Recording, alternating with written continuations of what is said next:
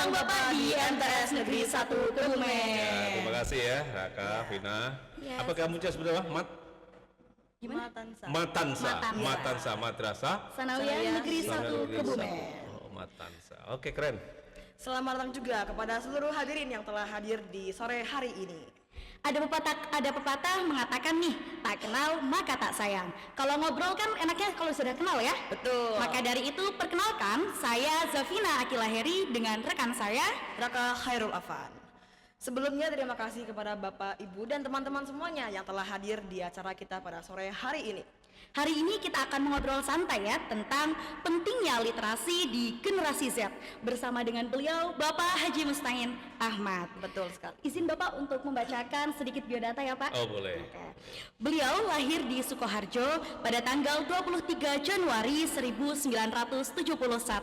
Beliau sudah menjabat sebagai Kepala Kantor Wilayah Kemenak Jawa Tengah sejak tahun 2020. Betul nggak Pak? Ya. Oke. Betul. Selamat siang Bapak, bagaimana nih perjalanannya menuju MTS Negeri 1 Kebumen? Alhamdulillah ya. Jadi sekarang itu jalanan di mana-mana udah bagus.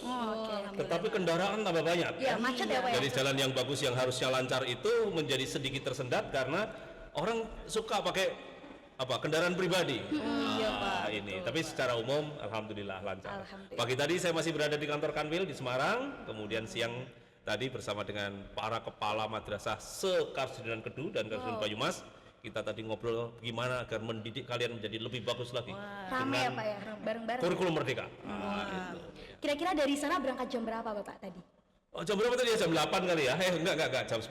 Jam 10. Karena jam 8 jam berapa? Jauh ya Pak ya? Ke Semarang berapa sih? Sekitar 3,5 jam Ya, ya? 3,5 jam. Kan udah pernah ke Semarang belum? Sudah. Naik mobil, naik motor, naik Sudah. apa? Naik motor sih. Ya, Lebih enak naik motor gitu. naik motor gitu. Bareng Oh, sama keren, keluarga. naik motor ya. 3,5 4 jam naik motor bisa 4 jam itu. Bareng sama keluarga. Oh iya. Iya. Pasti capek ya Pak ya. Oh enggak. Jadi begini. Kalau belum waktunya istirahat, jangan istirahat. Nah, itu kunci.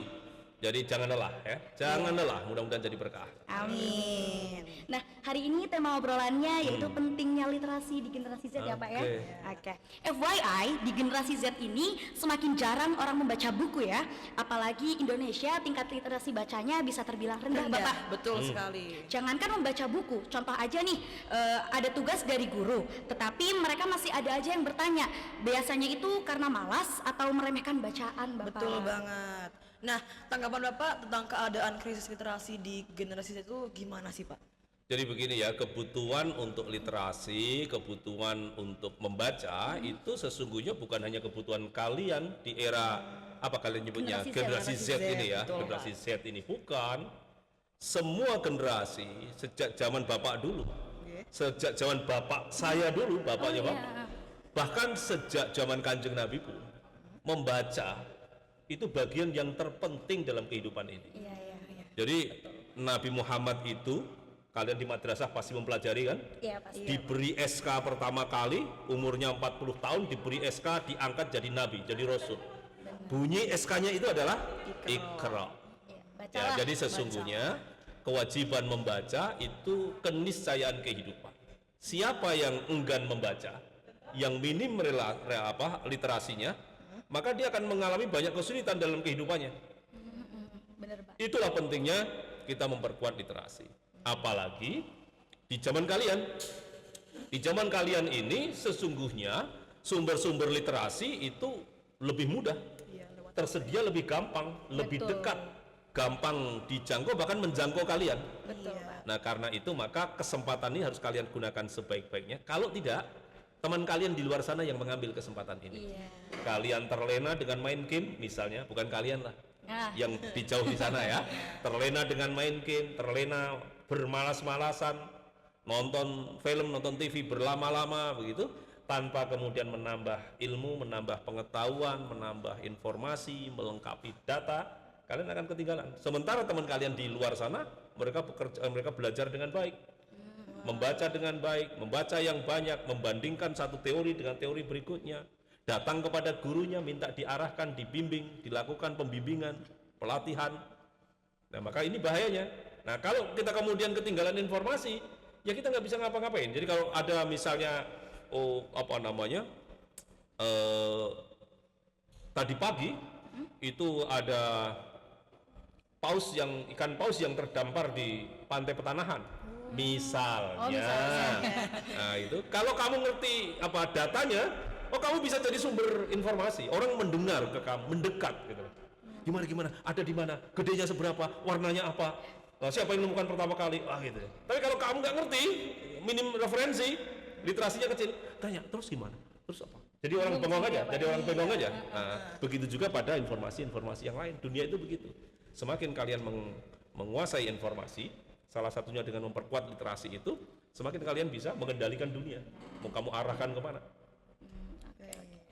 Ya, terima kasih Bapak.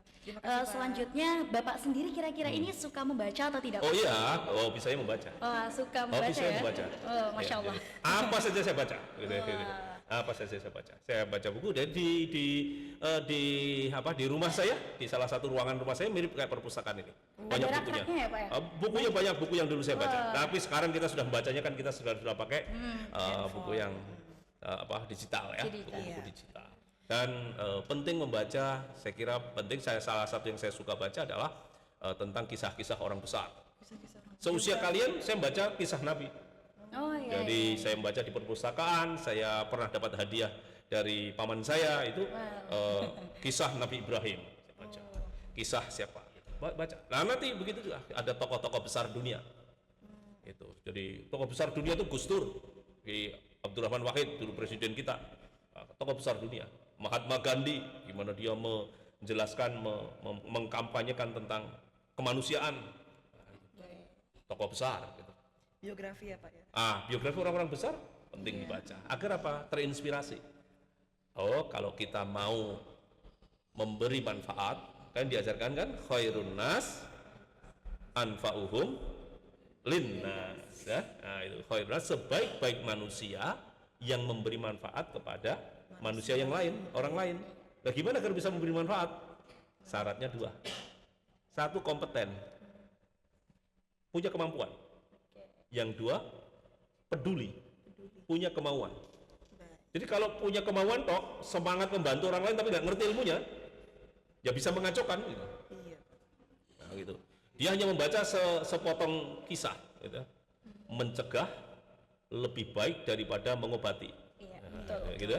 Jadi begitu ada tetangganya membawa keluarganya ke rumah sakit, kalian cegah. Jangan. Karena mencegah lebih baik daripada mengobati. Jadi karena nggak ngerti ilmunya, maka peran sertanya kemudian menjadi negatif, bahkan destruktif. Bukan saja orang banyak yang punya kemampuan, punya ilmunya, punya keterampilan, punya tenaga, tapi nggak punya kemauan, kepeduliannya nggak ada, maka kemanfaatannya juga tidak ada.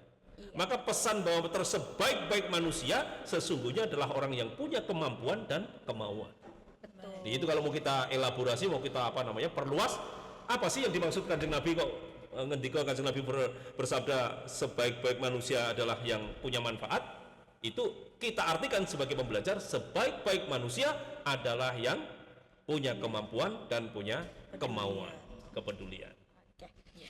Bapak ini kan jelas sibuk ya Pak, bisa terbilang jadwalnya mungkin padat, banyak pekerjaan.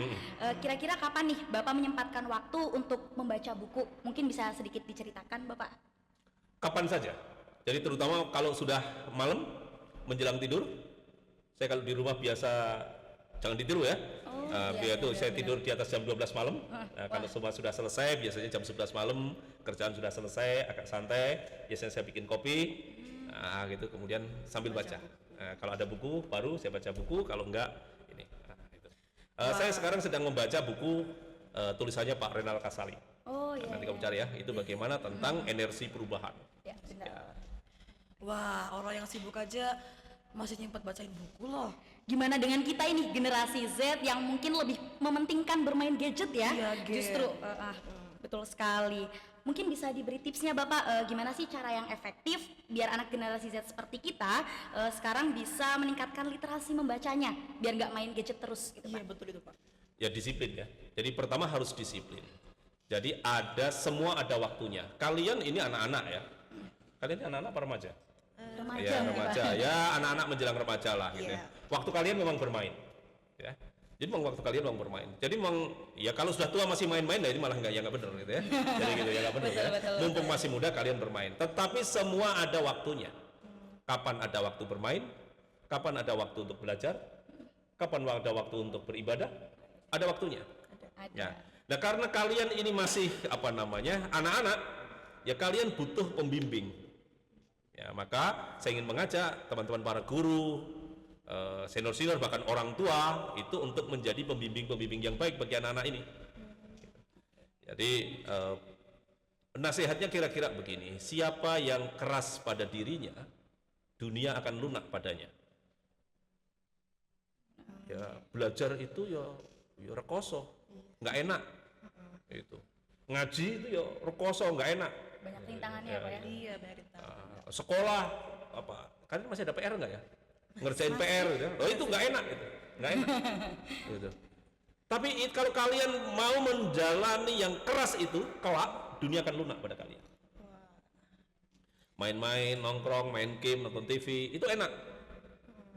Lunak.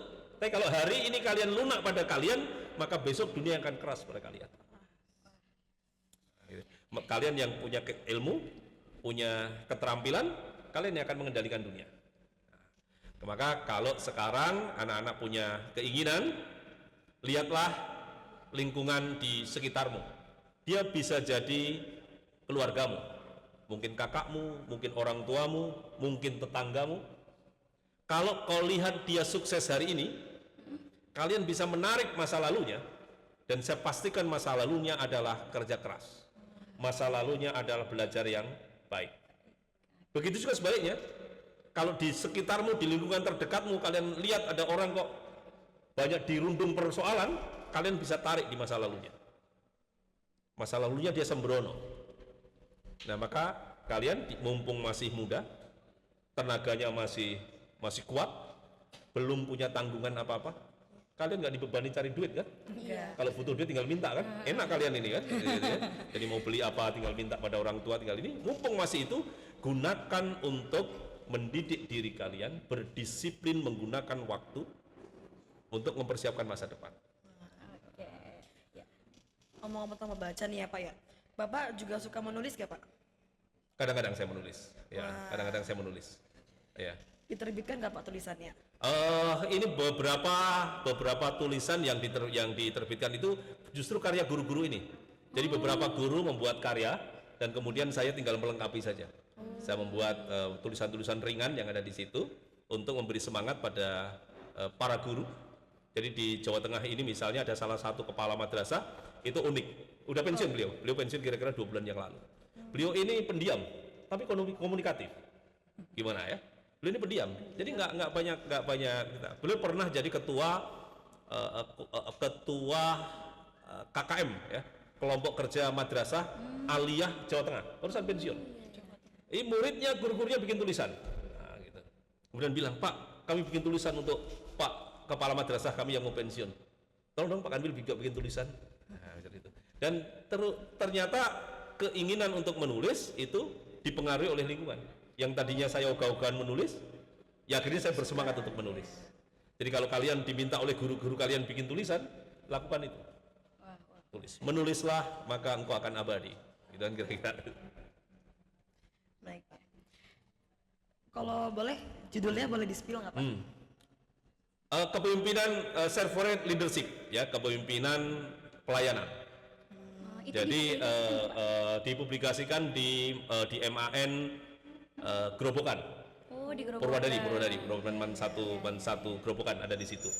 Dan saya tentang yang terakhir saya tulis tentang itu, yang itu terinspirasi dari nilai-nilai ajaran di madrasah, ajaran agama Islam bahwa Sayyidul Qaum Khotimuhum, Sayyidul Qaum Khotimuhum, pemimpin suatu komunitas sesungguhnya adalah pelayan bagi komunitas itu, pelayan bagi mereka. Nah ini yang dalam teori modern disebut sebagai servant leadership, kepemimpinan yang melayani. Dari tips membaca tadi Bapak, kira-kira untuk yang menulis ini ada tipsnya juga nggak Pak? Sekarang lebih mudah ya, tetapi mudah-mudahan kalian juga terbimbing dengan baik. Saya juga pesankan pada guru untuk mereka terbimbing dengan baik, karena sekarang menulis sekarang itu relatif lebih mudah, apalagi dengan ada artificial intelligence ya. Jadi ada AI ya, ada AI atau AI ini. Itu kalian bisa masukkan apa saja kebutuhan dan tiba-tiba sudah bisa jadi tulisan. Tapi itu tulisan yang tidak ada ruhnya. Jadi tulisan yang ada ruhnya itu tulisan yang memang lahir dari gagasan-gagasan pemikiran. Dan nikmati prosesnya ketika kalian membaca, mencari sumber dari berbagai hal. Teknologi pasti membantu. Google misalnya sekarang membantu, misalnya kalian mau bikin tulisan tentang bagaimana menjadi anak yang sehat di era makanan apa? Junkie food. Nah, itu misalnya gitu, junk food. Anda bisa cek tulisan itu. Nah, nanti bisa dapatkan bahan-bahannya. Nah, kalian coba, saya mau fokus di apa gitu. Nah, saya ingin fokus misalnya kenapa anak-anak Kebumen itu lebih suka Dunkin Donat misalnya dibanding dengan mendoan. Jadi kalau dikasih hadiah ulang tahun, dikasih sekotak mendoan sama sekotak donat, kira-kira pilih mana? Donat. Pilih donat ya. Nah, itu. Pilih donat. Ya. Nah, ini kan, jadi kalau orang donat dari mana sih? Donat dari Pokoknya bukan dari Indonesia ya? Ya, bukan dari Indonesia. Kenapa orang luar itu bisa mempengaruhi pemikiran anak Indonesia untuk suka makanannya? Kenapa tidak? Kalian mempengaruhi anak-anak Amerika, mempengaruhi anak-anak Jerman untuk suka donat, untuk suka mendoan, untuk suka mendoan. Jadi, kalau nanti kalian ulang tahun, terus ditawari oleh orang tua, mau dirayakan di Soto Sokaraja atau mau dirayakan di Pizza Hut, kalian akan pilih mana? Pizza Hut. Pizza Hut. Pizza Hut ya? Iya. Ya. Karena Soto Sokaraja terlalu dekat mungkin. Atau diganti yang agak jauh lah, bukan di Soto Sokaraja, diganti di Gudeg Jogja. Gudeg Jogja. Ya bisa jalan-jalan Bapak. Gudeg Jogja yang ada di Kebumen gitu. Nah, ya kayak begini. Jadi lihat, bangsa asing itu dengan caranya dia mempengaruhi orang di luar negaranya untuk menyukai makanannya, menyukai gaya berpakaiannya. Dan entah mungkin karena kita minder atau karena kita pengen terlihat modern begitu, maka kita lebih suka pada makanan-makanan mereka, gaya pakaian mereka. Kenapa tidak? Menurut kalian huruf Jepang itu rumit nggak? Rumit ya. Cukup rumit. Huruf Cina itu rumit nggak? Rumit. Kalian bisa huruf Jawa nggak? Hono Coroko bisa menulis, bisa membaca, rumit nggak itu? lumayan sih. Lumayan Rumit. sih. Rumit mana kira-kira? Sama Cina sama huruf Jepang, huruf Cina, kanji. Jepang. Jepang, Pak, betul. Iya. Kira-kira di dunia ini yang tersebar itu lebih banyak huruf Jawa atau huruf Cina atau huruf Jepang? Yang tersebar di semua Cina Jepang Bapak. ya, Cina dan Jepang. Iya. Hampir semua makanan, obat kalau kalian ambil dari apotek, kalian ambil dari makanan, dari toko kalian baca, ada tulisan Cinanya, ada tulisan Jepangnya. Iya ada. Kira-kira tulisan Jawa ada nggak di sana? Di produk-produk itu? Nggak ada. Padahal kalau bilang ini rumit, ini sama-sama rumit, tapi mereka percaya diri bahwa huruf kanji ini huruf yang hebat, sehingga mereka menulisnya dalam produk-produk mereka. Mereka bangga pakai itu. Orang Jepang bangga pakai pakaiannya yang kayak mau tidur itu ya. Kimono. Jadi kebanggaan itu. Orang Arab bangga pakai pakaiannya kemana-mana. Bahkan ke pantai di Bali itu waktu ada Raja Salman ke sana, dia pakai pakaian itu. Bangga dia itu. Iya. Kenapa kita nggak bangga pakai beskap kita? Kenapa kita nggak bangga pakai kebaya kita? Iya ya Pak ya. Ya karena kadang-kadang mentalnya. Nah, Jadi kita ini sebenarnya punya prestasi, kita ini punya keunggulan, tapi karena kita ini mentalnya gampang diganggu-ganggu dengan itu, ya terus akhirnya niru-niru. Maka bagus kalian punya seragam batik begini ya, kita pakai batik. Ini produk Indonesia, kita bangga ini produk Indonesia. Ini jadi kebanggaan Indonesia. Sebelum ini diambil orang lain. Nah, jadi coba kalian cari referensinya. Mendoan itu sudah punya hak intelektual belum ya? Nah, itu ya haki. Dan jangan-jangan nanti mendoan tiba-tiba diambil sama orang Suriname gitu. Karena dia neneknya juga orang Kebumen gitu. Dia bisa bikin mendoan, kemudian mendoan produk asli Suriname gitu. Nah kayak gitu ya. Jadi kalian yang muda-muda ini kita punya banyak, kita ini negara kaya raya, punya kekayaan yang luar biasa. Maka tugas kalian adalah menjaganya, mencintainya. Jadi semua punya sisi kebaikan. Nah kalau misalnya orang Amerika bisa tularkan atau bisa promosikan kaosnya, celana jeansnya, makanan KFC-nya, McD-nya, donatnya, maka dia nyaman sekali kemana-mana. Gitu. Betul, Bapak. Coba kalau kalian kan makanan-makanan tradisional musim paling tok senengnya apa? Yang setiap kali ketemu apa? Pecel gitu ya. Ya, pecel paling Pecel gitu ya, soto gitu ya. Toprak gitu ya. Coba kalau di mana-mana ada pecel, ada soto, ada toprak, wah enak sekali loh. Kamu ke Belanda makan pecel di sana. Kamu ke Jerman ketemu dengan soto Sukaraja di sana. Kamu ke Perancis ketemu dengan combrang di sana. Keren ya? Keren banget. Sama kerennya sama orang Amerika, ke sini ketemu McD. Gitu. Ke Jogja ketemu McD, ke Bali ketemu McD, ke Makassar ketemu McD kan? Mereka bisa enjoy di negeri orang karena apa? Makanannya, budayanya sudah dipakai orang lain. Nah daripada kita pakai budaya orang lainnya, kita bangga dengan budaya kita sendiri. Harus bangga ya Pak ya? Iya, sangat sepakat. Oh iya Pak. Udah lama ya kayaknya kita ngobrol ya. Lumayan sih. Lanjut aja.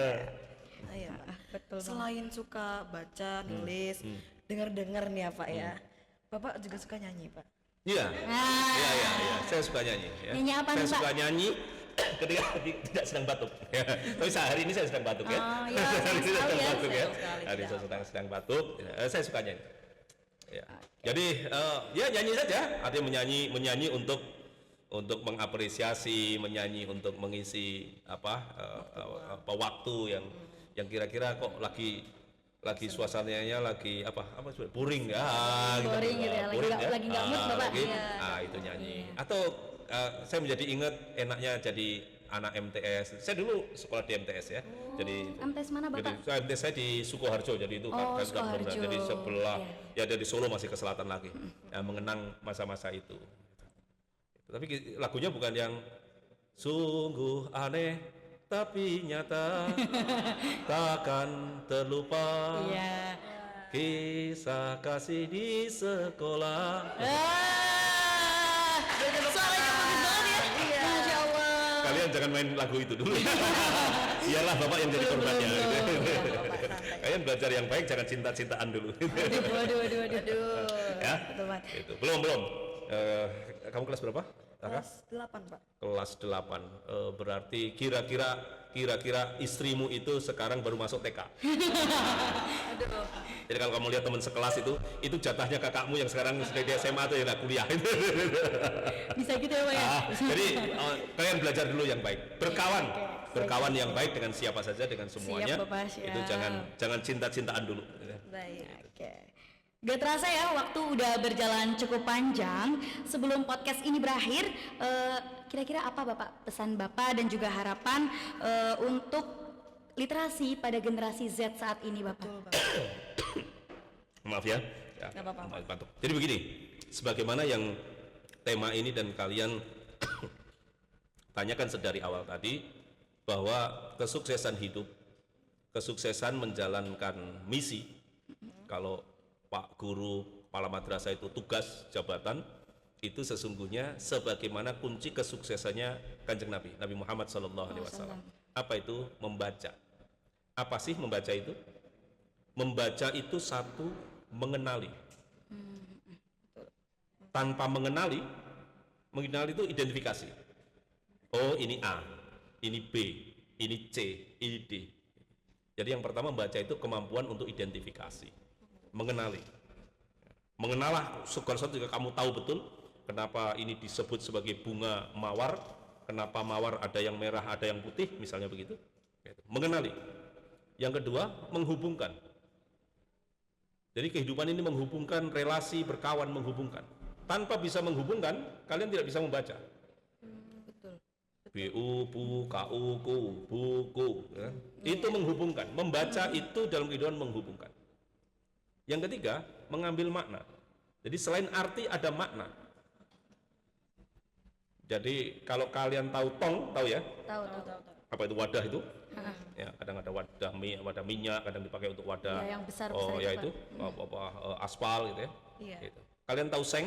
Tahu. Tahu ya, yang itu dipakai atap, dipakai itu ya. Itu tongseng. Tapi kalau tongseng jadi satu kesatuan, kamu jangan bayangkan yang itu tadi. Oh iya. Jadi membaca tidak hanya sekedar mengenali dan menghubungkan, tapi juga mengambil maknanya. Apa sih sebenarnya? Betul. Jadi, Tongseng. tongseng itu bukan kumpulan barang-barang keras itu ya. Lain lagi ya Pak ya. Jadi Iqra. Kesuksesan yang pertama adalah membaca itu. Membaca kesuksesan mengenali, identifikasi, menghubungkan, dan mudah-mudahan kalian nyampe. Kalau nggak nyampe, nanti rekamannya kamu baca 5 tahun lagi ya. Rekaman ini kamu dengarkan 5 tahun lagi. Ini biar yang lain juga mengikuti. Identifikasi, menghubungkan, dan mengambil makna itu akan punya nilai power kalau punya akidah, punya tauhid, punya keyakinan, kerendah hatian, kesadaran kita ini makhluk, ada yang maha kuasa, Allah Subhanahu wa taala. Maka setelah Iqra itu bismi rabbik. Ismi rabbik. Baca atas nama Tuhanmu. Jadi untuk sukses yang pertama setelah kita lengkapi niat untuk maju, niat untuk berguna, bermanfaat itu adalah akidah. Iqra bismi rabbik alladzi khalaqal. Karena apa? Karena yang itu khalaqal insana min alaq. Dia yang menciptakan manusia dari alaq. Sesuatu yang kalau dalam bahasa ngaji Jawa itu jember. Yang remeh, yang apa? Yang menciptakan manusia dari alaq. Nah, karena kalian manusia itu diciptakan dari itu, maka pelajarannya adalah rendah hati. Bukan rendah diri. Rendah hati, tawadhu. Jadi kalau mau sukses, satu akidahnya kuat, yang kedua rendah hati, jangan sombong, jangan tinggi hati, jangan merasa hebat. Kalau orang tua kalian itu punya nasihat, ojo rumongso biso, ning biso rumongso. Nah, kalau kalian paham, kalian telan, kalau enggak nanti 5 tahun lagi kalian dengarkan ini lagi ya. Nah, jadi kesuksesan yang kedua adalah kalau orang rendah hati, orang-orang sopan, orang-orang yang baik, itu yang akan sukses. Mereka yang beringas, yang berangasan, enggak akan sukses. Turun ya, makasih. Iqra wa rabbukal akram. Karena yang layak untuk merasa hebat hanya Allah, Rabbukal akram. Allazi allama bil qalam. Yang mengajarkan manusia dengan perantara pena. Jadi untuk sukses ilmu, teknologi. Pena adalah simbol teknologi. Kalian harus melek teknologi. Kalian harus bisa menjadi pelaku, menjadi pengguna, pemanfaat teknologi dengan baik. Betul. Alamal insana malam ya'lam. Gitu. Mengajar manusia dari hal-hal yang sebelumnya dia tidak ketahui. Jadi kunci sukses itu membaca, literasi. Literasi itu dalam bahasa madrasah dibungkus oleh 3 kekuatan. 1, akidah yang kuat. 2, moralitas, budi pekerti yang baik. 3, ilmu pengetahuan dan teknologi. Kalau 3 hal itu, akidahmu bagus, akhlakmu bagus, ilmu pengetahuan teknologi itu bagus, maka kalian akan memimpin dunia. Dan itu yang dilakukan oleh madrasah-madrasah kita, termasuk MTSN 1 Kebumen. Oke, siap Bapak. Ya, kami ucapkan terima kasih kepada Bapak Mustangin yang telah hadir dan memberikan waktunya untuk mengisi podcast di MTS Negeri 1 Kebumen dan bersedia untuk menjawab pertanyaan dari kami.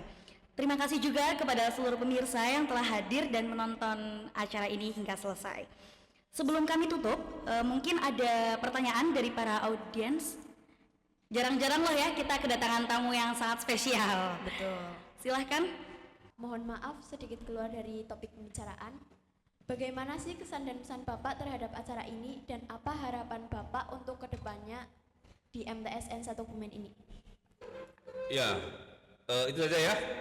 Siapa namamu Mbak? Kotrunada Salma. Mbak Nada. Kotrunada.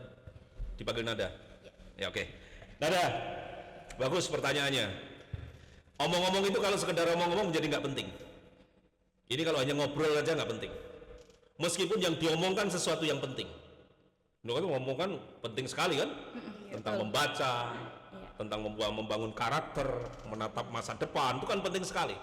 Tapi kalau hanya selesai di omongan ini, ya nggak ada gunanya. Gimana agar ini berguna? Setelah omong-omong ini, kita mau melakukan apa? Besok kalian tambah berapa halaman yang kalian baca? Iya, betul. Berapa ayat yang kalian baca? Berapa juz yang kalian baca? Nah, itu baru, itu namanya ada gunanya. Tapi kalau hanya omong-omong, tapi jangan sepelekan omong-omong. Karena diomongkan saja kadang-kadang nggak paham. Betul. Apalagi nggak diomongkan. Jadi diomongkan tetap penting. Tapi kalau hanya diomongkan, ya nggak berguna. Betul. Menjadi berguna kalau setelah diomongkan kalian punya insighting, punya pencerahan, punya inspirasi untuk sesudah ini saya punya target sebulan 1 buku, seminggu 1 buku misalnya begitu. Nah itu baru keren ya kayak begitu. Gitu ya, Nada. Terima kasih Bapak sudah bersedia untuk menjawab ya. Semoga kita semua dapat berjumpa di lain waktu dengan topik pembahasan yang tentunya lebih menarik lagi. Kami akhiri podcast pada hari ini. Mohon maaf apabila ada kesalahan dari kami. Kami pamit undur diri. Terima kasih. Wassalamualaikum warahmatullahi wabarakatuh. Ya. Terima kasih Bapak. Makasih ya. Ya. Raka, makasih. Pina, ya, makasih. Ya, yuk, makasih, yuk.